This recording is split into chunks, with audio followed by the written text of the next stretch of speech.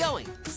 Hello everyone, I'm the 5-minute reviewer and I'm here today to talk about the recent release from the British Film Academy Awards and their top 20 iconic game character list. Now, I attached the link to their list in the description below, but here is the list in pictorial form. While I concede that all lists are subjective, this particular list drew the ire of the internet. And in these 5 minutes, I'll explain why the gaming community practically dislike this list and think that it is a joke. So without further ado, let me begin. So the first and most obvious reason that it lacks many iconic characters from video gaming history. These include many characters from fighting games such as Ryu and Ken from the Streetfighter series, Sub-Zero and Scorpion from the Mortal Kombat series, and even characters from Tekken, Soul Calibur or even Virtua Fighter. Also, icons from certain action-adventure games are also missing, like Bayonetta from the Bayonetta series and Dante from the Devilmaycry series, Samus from the Metroid series, and the Belmont family from the Castlevania series. If they wanted to do something more modern, they could have focused on modern iconic characters like Ezio or Kenway from the Assassin's Creed series, or even Commander Shepard from the Mass Effect series. All these characters are more iconic than some on the list, which I will highlight later. And it's not even that difficult. Just take some characters from the Super Smash Bros. Series and you already got a list of icons, right? It's already been done for you.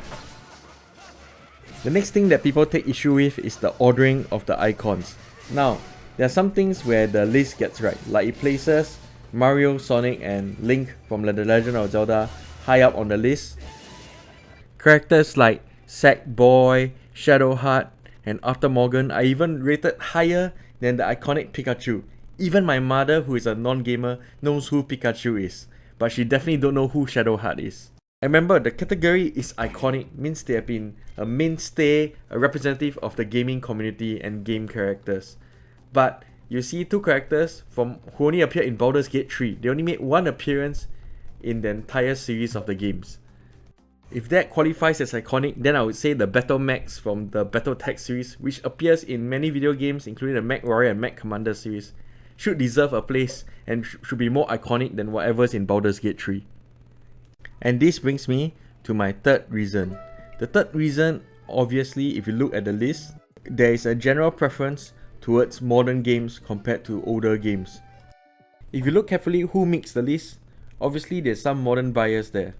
You have Arthur Morgan, who appears only in the game Red Dead Redemption from 2018, two characters from Baldur's Gate which was released last year in 2023, and Ellie, who first appeared in The Last of Us all the way in 2013.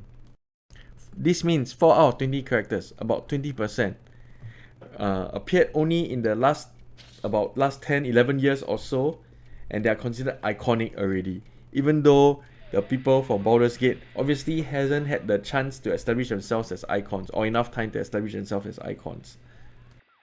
This hints to me that the people who were involved in the vote are either very new to gaming and haven't had a chance to see how gaming had evolved with time, in which case they've never really been voting, or are just not really interested in gaming and just want to vote for the fun of it. This is rather unfortunate because gaming does have a rich and colourful history going all the way back to the 1970s and 1980s. That said, this list was a wasted opportunity to alert the public on the contributions of the British to the video game industry. There is an obvious British bias in this list because Lara Croft is voted as the #1 icon over Mario and Sonic and even Pikachu and Pac-Man. But the British did come up with great games like the Total War series by the British company Creative Assembly, which I still enjoy till this day, especially the older titles. And it was a pair of British programmers who came up with the innovative idea of inserting 3D graphics in the then 2D console of the Super Nintendo Entertainment System for the game StarFox. So I gotta give the British credit for that.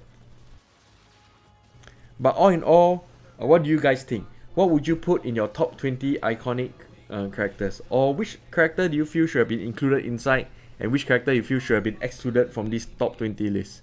Do let me know in the comments below. Okay everyone, have a great week ahead, and I hope you enjoy yourself. Take care.